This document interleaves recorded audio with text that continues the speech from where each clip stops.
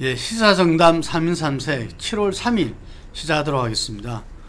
우선 굉장히 국민적인 기대와 또 함께 이 불안의 시선도 있었던 한미 정상회담이 성공적으로 마쳤습니다.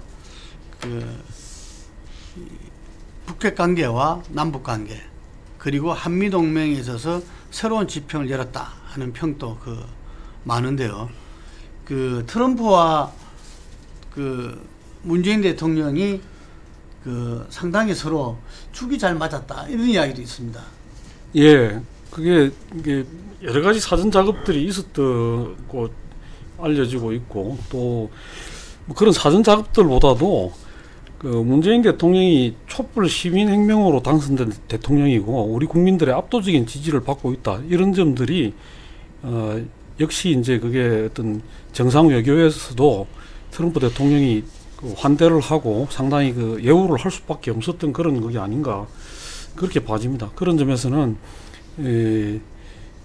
과거의 어떤 박근혜 정부나 이명박 정부에서 보였던 거하고 지금 이번에 촛불 혁명 이후에 이렇게 당선된 대통령이 앞으로 국제 무대에서도 그만큼의 어떤 역할을 해낼 수 있지 않을까 하는 그런 기대감을 갖게 하는 것 같습니다. 언론에서는 가장 큰 게 이명박 박근혜 정부에서 상실한 한국의 대북 주도권 회복의 의미가 가장 크게 부각하고 있습니다. 이게 공동성명에서 이제 나온 부분들의 가장 중요한 부분들이 이렇게 트럼프 대통령께서 이렇게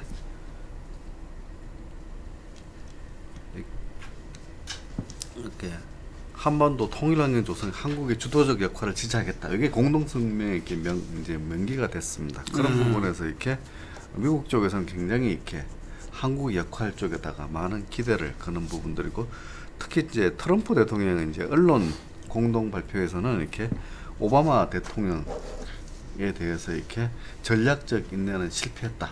아주 공개적으로 그렇게 이야기를 이렇게 몇 번에 걸쳐서 이제 하는 상황. 그 전에 이제 문 대통령은 또 그거는 이렇게 잘못됐다 얘기한 지적은 있었지만 그렇게 강도 높게 얘기 안 했는데 트럼프 대통령은 굉장히 노골적으로 얘기했습니다. 뭐 이런 부분에서 이렇게 트럼프 대통령 입장에서도 이렇게 오바마 행정부하고는 차별화를 이렇게 기하는 데 있어가지고 문 대통령과 일정히 이렇게 이해가 이렇게 맞아지는 부분도 있었던 것 같습니다. 예, 우리가 정상회담 전에 이 트럼프 대통령이 사드하고 한미 FTA 좀 돌발 발언을 이렇게 해서 좀 이 걱정들을 많이 했었는데 사드는 우리 정의용 국가안보실장이 또 이렇게 비밀리에도 가가지고 이 미국 안보실장하고 긴밀한 속에서 의제에서 뺐다고 이렇게 설명을 정말 밤을 새면서 설명을 했다면서요. 예, 그런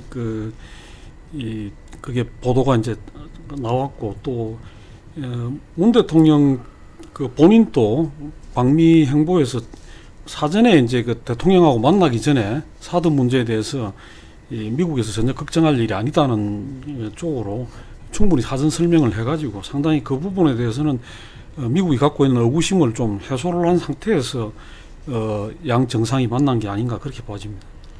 예, 그러니까 정의용 실장의 어떤 사전 이 자극과 함께 문재인 대통령이 이렇게 맨 처음이 그게 청진호 예. 청진호가 아니라 장진호. 예. 그게 기념 그게 참배하러 가가지고 피난민의 아들이다.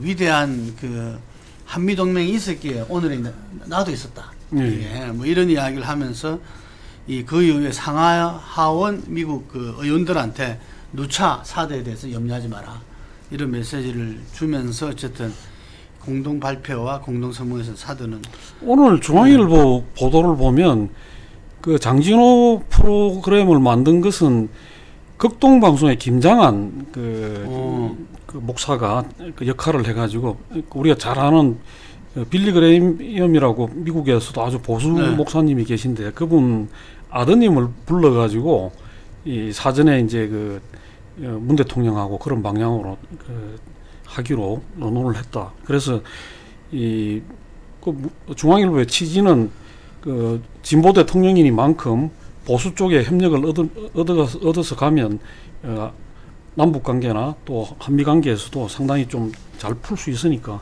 그런 방향으로 가라 그런 조언을 하고 있습니다. 예. 극동 방송에 김정한 목사님을 하면 뭐 유명한 보수 목사죠. 이 선기자이신데 예. 이제 그분이 이렇게 폭넓은 그 미국의 네트워크니까 이것을 갖다가 활용해 주셨네요. 예, 그렇다고 보여요. 예. 그러니까 상당히 뭐 이렇게 이번에 한미 정상회담에 필요한 부분이 있으면 이 전직 주미 대사들도 다 불러서 그걸 구하고 널리 아마 그런 이 지혜를 갖다가 모았던 것 같습니다.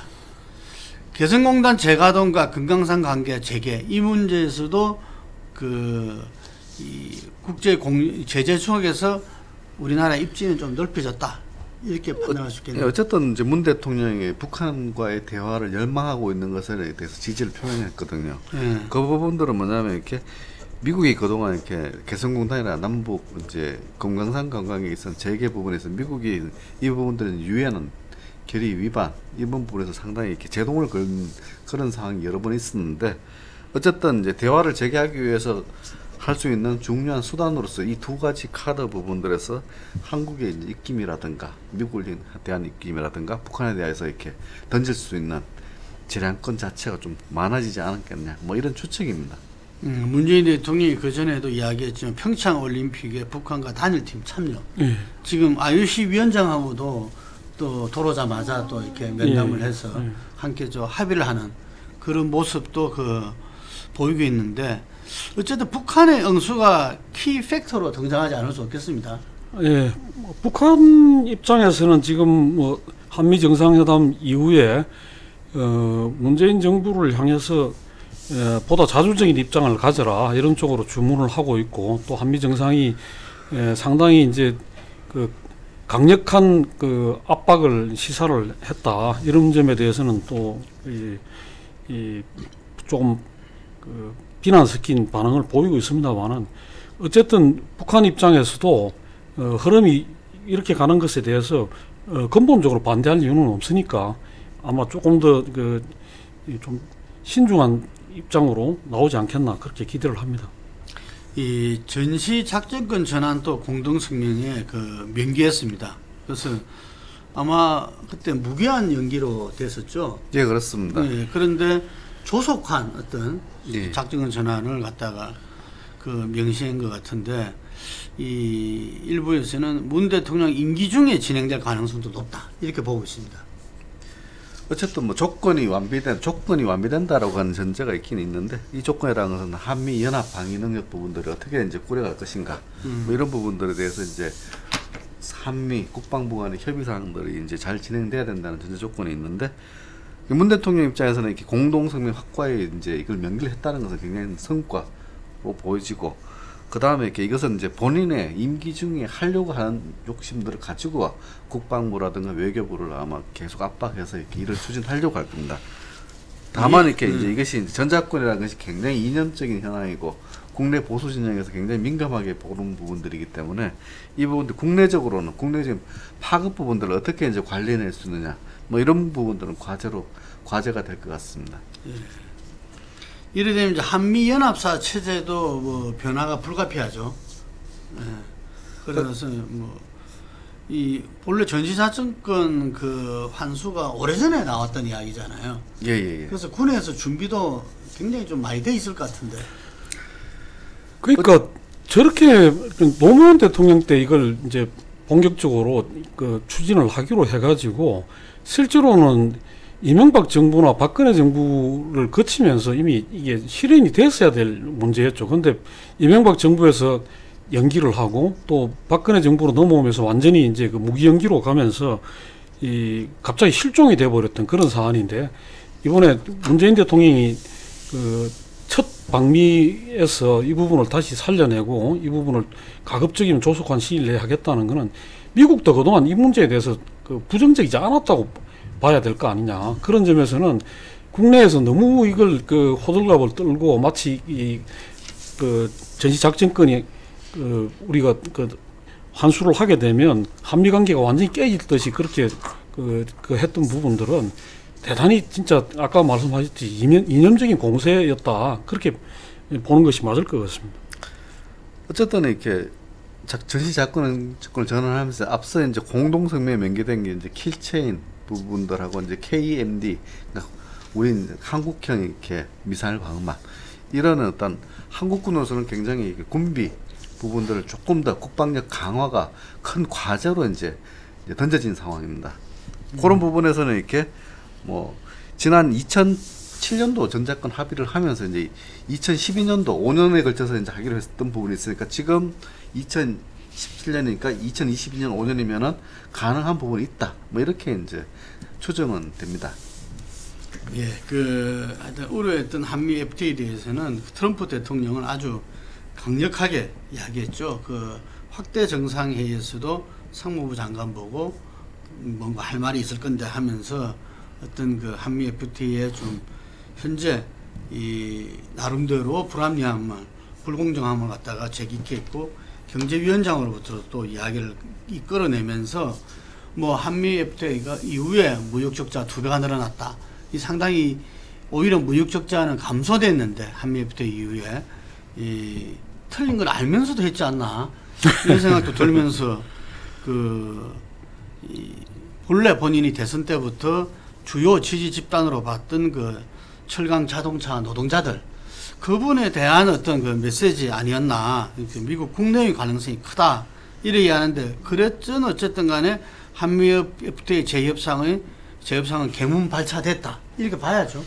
그렇습니다. 이게 이제 이미 한미 FTA 기간이 2주 전에 만료가 됐기 때문에 전면적인 재협상이 아니더라도 부분적인 어떤 그런 뭐 어떤 수정이나 또 어떤 문제가 있는 부분에 대한 협상의 여지는 있었던 겁니다. 근데 그것이 이제 지금 미국 트럼프 대통령이 이야기하는 식의 전면적인 재협상이냐 아니면 실무적인 협의를 거친 수정이냐 이 부분에서 이제 우리 쪽에서 주장하는 것은 공동성명에도 빠져 있고 실질적으로는 실무적인 협의를 통해서 문제점은 보완이 될 거다 그런 이야기고 그 부분을 트럼프 대통령은 자신이 선거 때 이야기했던 부분이나 또 지금에서도 미국 내부를 향해서 좀 강하게 이야기했다 그렇게 받아들이면 맞을 것 같습니다. 근데 한미 FTA가 뭐 기한은 만료가 없다면서요? 만료가 없는데 1차 그거 된 게 지금 2주 전인가 그렇게 지금 돼 있습니다. 기간이 일단 저거 되는 걸로. 기간이 명시돼 있습니까? 예. 그러면 이의 제기를 하지 않으면 그냥 가는 거고. 근데 지났잖아요, 그러면.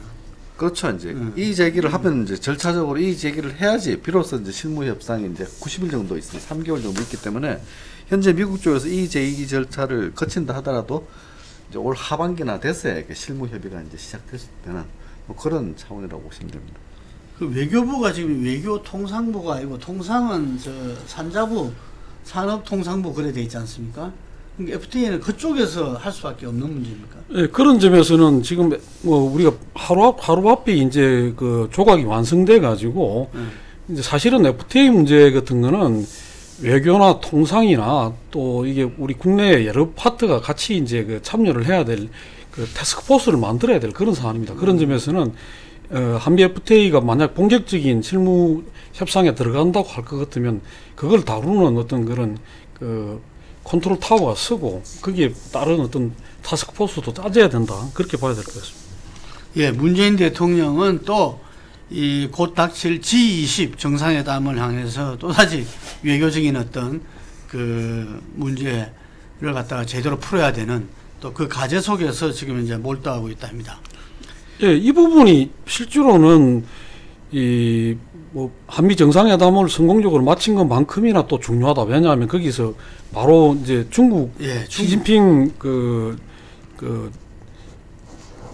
거기서 만나야 되니까 주석을 만나야 되고 거기서 이제 지금 한미 정상 간에 이야기됐던 부분에서 사드 배치 문제나 이런 부분에 대해서는 중국의 양해 내지는 협조를 얻어야 되는 상황이기 때문에 만만치 않은 어떤 또 큰 산이 남아 있다 이렇게 봐야 될 것 같습니다. 전략적 모성으로 해서 4대에 대해서 중국에서는 일말에 혹시 배치 철회되지 않나 뭐 이런 그것도 있었다는 어떤 보도도 있었는데 하여간에 이 사드 문제로 인한 중국 간의 어떤 불화 이 부분들이 이번 정상회담에서도 그 미래를 위해서 말끔하게 양국 정상이 풀어내기를 바랍니다. 이 국민의당의 어떤 대선 제보 조작 사건, 이 국민의당 진상조사위가 결론을 내고 발표를 했죠. 예. 단독 범행을 일단 결론을 냈다고. 일단 이제 예. 단독 번역을 했는데 이게 이제 당 조직 그러니까 뭐 이준석 전 최고위원이라든가 이용주가 단장으로 맡았던 공명선거 추진단, 그다음에 이제 박지원 전 대표, 안철수 당시 후보 이런 부분하고는 연결이 안 되니까 조작에 대해서는 전혀 몰랐다, 뭐 관련성이 없다 이렇게 선을 그었는데 다만 조사 방식이 이렇게 한계가 있었습니다. 그러니까 뭐 대면 내지는 전화 통화로 이렇게 13명에 대해서 이렇게 쭉 통화를 해가서 이렇게 결론냈는데 이것 자체가 이제 사실적 개연성이 과연 얼마나 높으냐 이것이 이제 향후 이렇게 과제가 될 전망입니다. 그죠. 이유미 그 개인 단독 범행 결론했는데 막상 이유미 씨는 그 구속돼 있어가지고 조사를 못했다면서요? 예, 그래서 뭐 반쪽 조사다 그런 이야기도 나오고 이제 이미 한계가 있을 수밖에 없는 조사다 그렇지만은 일단은 뭐 당이 워낙 지금 정말 폭망할 수 있는 그런 그 위기에 있으니까 서둘러서 이제 눈앞에 있는 불은 껐다 이렇게 볼 수가 있는데 문제는 이제 속불은 계속 지금 타들어가고 있고 이게 이제 다시 확 타오를지 아니면 이제 잦아들지 이거는 검찰에 넘어가 있다 이렇게 봐야 될 것 같습니다. 검찰에서 지금 이준석 전 최고, 김성호 이인원 당시 공명선거당 부위원장, 그리고 뭐 이용주 이 당시 단장 국회의원도 아마 불러서 그 소환 조사를 하겠죠. 예. 이 속에서 어떤 이 당 조직과의 연관성 뭐 이런 부분들이 나오지 않겠나. 이유미 씨가 처음에는 어쨌든 간에 이 꼬리자리를 한다 뭐 이런 했다는 이야기들이 뭐 나왔으니까요. 그러니까 검찰 수사 결과가 국민의당 향후 진로를 가르는 요소가 될 듯합니다. 이 한편으로는 민주당의 대선 공작 게이트 공세에서 박주선, 박지원 그 의원이 국민의당 죽이기다 하고 굉장히 반발하고 있죠. 예. 그런데 이제 민주당 쪽에서는 이렇게 이제 당연히 이렇게 강한 공세를 할 수밖에 없었겠죠. 이제 우선은 이렇게 그 당시 이렇게 당 대선 후보가 이제 피해자인 측면이 있고 그 당시 이 상황 전체로 봤을 때는 공작이다, 게이트다라고 공격할 수 있는 충분한 근거과 개연성은 있습니다. 근데 이 부분에 대해서 이렇게 현재 차원에서 이렇게 당하는 국민의당으로서는 이렇게 민주당이 자기들을 압박해서 이제 뭐 그냥 당을 와해시키려고 하는 거다 이렇게 반발하면서 이제 맞서는 그런 상황입니다. 근데 한편으로 생각을 하면 이게 그 정치 공작이 우리가 이제 그 지난 대선에서 소위 말해서 국정원의 어떤 그런 그 댓글 조작 이 부분이 정치 공작의 어떤 전형이라고 볼 수가 있는데 그 부분에 대해서 이 같은 야당으로서 이 대단히 어떤 그건 선거 민주주의 자체를 그 파괴하는 것이다 하고 이 반발을 했다면 지금에서 국민의당이 이 부분에 대해서 지금 자신들의 조작 그게 밝혀졌는 데 대해서 반발하는 거는 상당히 좀 너무 이 경우가 좀 어긋나다 이렇게 봐야 될 것 같습니다. 그런 점에서는 박주선 대표도 그렇고 박지원 전 대표도 뭐 심정적으로 그건 할 수 있지만은 지금 상황에서는 좀 고개를 숙이고 검찰 수사 결과를 보고 그렇게 해야 하는 것이 맞는 태도가 아닌가 그렇게 봐집니다. 예, 어쨌든 국민의당의 창업주는 안철수 전 대표입니다. 안철수 전 대표가 지금 공식적인 입장 표명이 없기 때문에 그게 대해서 당 내외에서 상당히 압박이 강합니다. 이번에도 얼핏 보도에 따르면은 국민의당 자체 진상조사위에서의 어떤 조사도 처음에는 전화조사로 하려고 하다가 대면조사를 했다. 그런데 일시 장소도 지금 뭐 비공개로 했다. 이런 이야기들이 있는데 상당히 안철수 대표 입장 표명 검찰 수사 발표 이후로 미뤘다고 하는데 검찰 수사 발표는 또 언제 있을지도 모르는 거 아닙니까? 그렇죠. 지금 뭐 현재 약 이제 7일 넘게 이제 사건이 진행되고 있는데 사건 자체에 대해서라도 코멘트를 해야 되는 게 아니냐는 게 혁신이라든가 당 내부에서는 그런 얘기가 나오고 있는데 거기에 대해서는 이렇게 언급이 이제 간혹 가다가 측근들 입으로 통해서 이렇게 김경록 의원이나 이렇게 해서 이제 나오는 그 정도 수준이고 본인이 직접 이 사건에 대해서 이제 뭐 정치적으로 어떻다 아니면 자기의 책임은 어떻다 구체적으로 이야기를 최대한 회피하고 있다. 그리고 그러면서 이제 검찰이 밝혀내는 정도에 맞춰서 이제 발언 수위를 조절하려고 하는 게 아니냐 뭐 이런 이제 추측들이 나오게 하고 있습니다.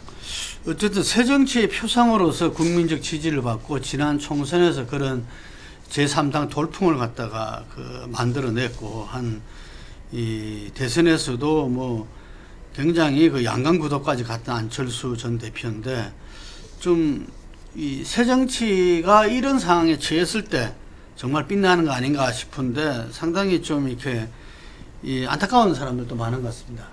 예, 그렇습니다. 그러니까 어쨌든 간에 뭐 본인이 알았든 몰랐든 당시에 대선 후보로서 이 책임은 맹백하고 뭐 그런 부분에 대해서 이 가급적 빨리 어떤 자신의 어떤 입장을 밝히는 것이 국민들에게 보일 수 있는 어떤 그런 그 소위 말해서 어떤 그 새정치를 표방했던 후보로서의 어떤 자세가 아닌가 생각이 되는데 저런 식으로 꼭꼭 숨어서 그냥 검찰 수사 결과 나오면 거기에 따라서 그냥 저걸 하겠다는 그런 맨피용 발언을 하겠다는 것은 스스로의 어떤 정치적 입지, 다음에 어떤 제기할 수 있는 여지 이런 것들을 그 좁히는 거 아니냐 그렇게 우려가 됩니다. 예, 그 지금 이렇게 소환 조사 받고 있는 김성호 전 의원이 안철수 의원을 믿어달라 뭐 이런 이야기를 했습니다. 자기가 볼 때 가장 양심적인 이 정치인이다 이랬는데 이 국민들도 그 기대가 어긋나지 않기를 그 바라면서 어쨌든 간에 이 대선 후보로서 전 대표로서 그리고 국민들이 사랑하는 새정치의 그 대표적 정치자로서 정치인으로서 안철수 전 대표의 입장 표명이 속히 있길 바랍니다. 드디어 7월 3일 그 자유한국당 전당대회를 이제 마치고 홍준표 체제가 출범했습니다. 그 말도 많고 탈도 많은 어떤 전당대회를 거치면서 예, 그런데 상당히 참가율은 전당대회 투표 참가율은 뭐 지난 대선 경선 때보다 높아졌다 그러더라고요. 그만큼 이제 관심을 좀 끌었다 이렇게 이제 보여지는 부분들이고 그만큼 이렇게 홍준표 이렇게 경남 전 지사가 가지는 일단 당내 파급력이 그만큼 크다. 뭐 현재로서는 이제 그렇게 판단할 수 있는 부분입니다. 대안부재론이라 그러더라고요. 지금 그 원유철 후보와 누구죠? 신상진 후보하고는 아주 압도적인 표차로 그 당선이 됐었는데 홍준표 이렇게 대표의 어떤 이런저런 부분에 문제의식을 갖고 있는 사람도 지금은 대안부재론이다. 뭐 이런 이야기를 하더라고요. 근데 한편으로 보면 그 저는 뭐 관심을 끌었다 이런 그거에 대해서 동의하기가 어려운데 이 굉장히 하여간 그 전당대 과정 자체가 내부에서 조금 전에 말씀대로 어떤 그 급수나 어떻게 보면 비중의 차이가 있는 후보들하고의 경선임에도 불구하고 너무 좀 좀 정상적이지 못했다. 그리고 너무 이렇게 좀 눈살을 찌푸리게 하는 그런 그게 반복이 돼가지고 과연 저당이 국민이 안중에 있는 거냐, 그걸 지켜보는 사람들을 안중에 두고 있는 거냐는 그 자체가 의심스러울 정도의 그런 행태를 보였다는 것에 대해서 대단히 실망을 할 수밖에 없다. 그런 지적을 하고 싶습니다. 어쨌든 간에 그 20% 내외 견고한 지지층에 기대고 있다. 네. 그리고 탄핵 반대층에 뿌리를 두고 있다. 이러한 지지층의 한계가 뭐 족쇄로 나타날 수밖에 없을 것이다. 아마 과제는 친박의 핵심 정리를 어떻게 하느냐고 무엇보다 보수의 새로운 비전, 본인이 신보수 뭐 이런 이야기도 했는데 그것이 핵심 과제인데 어때요? 좀 기대해 볼 만합니까? 요번에 이렇게 전대 기간 동안 홍준표 그 대표가 이제 주로 한 이야기들이 이렇게 과거의 정치 언어들, 그러니까 뭐 주사파 천지다, 문 정권은 주사파다, 뭐 이런 식으로 해서 과거의 종북이라든 개념, 그 다음에 이제 인신 공격, 뭐 이런 식의 어떤 비전 경쟁이라는 것은 사실 보여주지 못했습니다. 그야말로 이렇게 탄핵 반대층에 뿌리던 현재의 자유한국당 지지층, 그들이 가지는 위기론만 자극했습니다. 이게 보수 계멸론 이런 것들인데, 그걸로서는 이렇게 현재의 지지층을 결속하는 데는 어느 정도 효과는 봤지만은 그야말로 이렇게 정수권 세력으로서 거듭나기 위해서 이렇게 세력 외연을 확장하는 데는 지금으로서는 아직은 이렇게 그 모습을 보여주지 못하고 있다. 그래서 조금 답답함이 있다. 뭐 이렇게 이제 판단되는 대목입니다. 더불어 갖고 하나 지적을 하고 싶은 게, 이번에 이제 같이 선출된 그 최고위원들 몇 명인데요. 그러니까 이철우 의원, 김태흠 의원, 그다음에 유여혜 그 당 수석 부대변인이었죠. 그분하고, 그다음에 이재만 대구 동월 당협위원장인데, 이분들 중에서 아시다시피 이철우 의원이라든가 김태흠 의원 같은 경우에는 친박 중에서도 굉장히 강성이고, 그 다음에 어떤 그 보면 좀 국정원의, 이철우 의원 같은 경우는 국정원의 시각을 대변한다고 봐야 될 거고, 김태흠 의원 같은 경우는 완전히 이제 이 경북의 어떤 그런 그 전통적인 어떤 그런 보수 성향을 대변하는 그런 분들인데, 이분들이 지금 이 뭔가 새로운 어떤 비전을 찾고 새로운 모습을, 달라진 모습을 보이겠다고 하는 그 당의 어떤 지도부에 섰다는 부분에 대해서 상당히 좀 그 한계가 있는 거 아닌가, 그렇게 봐집니다. 그런 점에서는 뭔가 좀 새로운 인물들이 좀 발탁이 됐어야 되는데,